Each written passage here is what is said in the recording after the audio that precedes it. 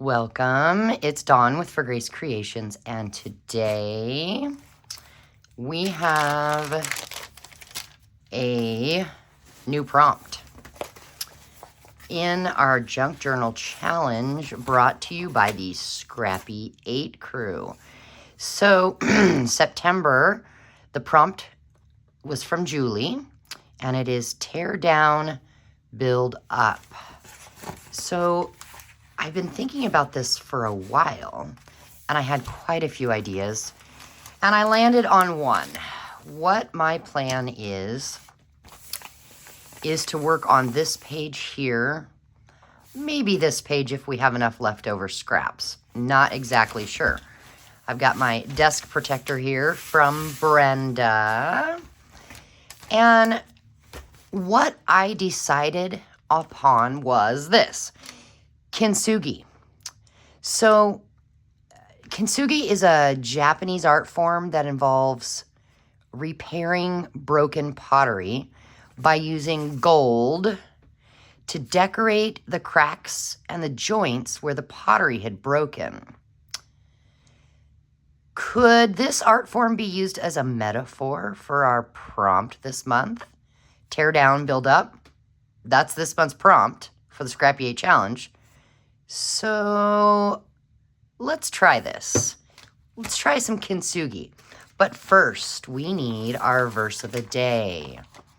He heals the brokenhearted and binds up their wounds.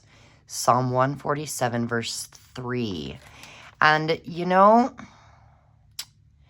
this kind of goes with our Kintsugi, our tearing and building.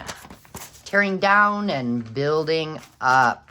So I'm just going to set that over there with our gold because we will use gold today.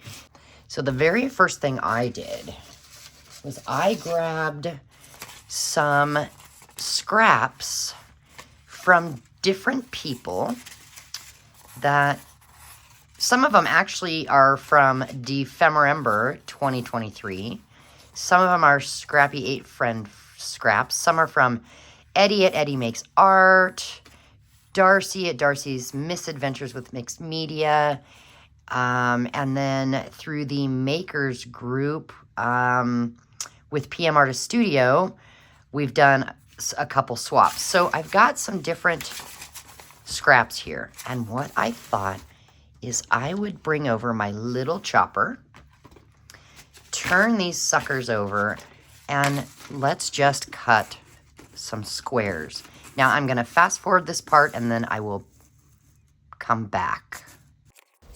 Okay, so my thought is Kintsugi is like a metaphor for human brokenness and mending in Christ. The restoring of broken things and giving them new life. The Bible tells stories of God's nature, and one of the things it makes very clear is the love of God and that He's in the business of restoration. Psalm 31,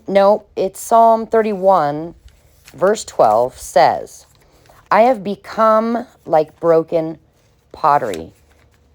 The Bible, it does a lot of referencing to God as the potter and us as the clay. And so let me ask you this. Do you know the story of the potter's field? So it originally was in, it's in Matthew 27, verse 7, where the potter's field was actually purchased to bury strangers and the sick and outcast in. It was originally a place where potters during that day, they dug for their clay. They actually would get the very best clay there. But once the clay was gone, the field, it'd be left unusable. I mean, you think about it, it's got holes and trenches all over the place. So it became a place where broken and unusable pottery was tossed out. Then it became a graveyard for people too. The long story short, so Judas betrayed Jesus for the money that bought the potter's field that became the burial ground for strangers and outcasts. The leaders of that day knew they could not put the money from Judas into the treasury because it was blood money. Money involved in the death of Judas and in the plan to kill Jesus. What they didn't realize was that Jesus' death, his blood shed, was for them, the Jews, but also for the strangers, the Gentiles of the day. Jesus' death paid the price for the sins of all. It was redeeming blood, restoring blood. Our sins separate us from God, but the blood of Jesus, it covers our sins, it washes them away, it restores us to a right relationship with our Father in heaven. Do you feel like a stranger, an outcast, broken, unusable, tossed out? Know this, you're not. You are dearly loved by a potter who created you, who wants to heal you. In Isaiah 44, verse 22, we learn that our sins, our imperfections, can be blotted out when we turn in repentance to the Lord.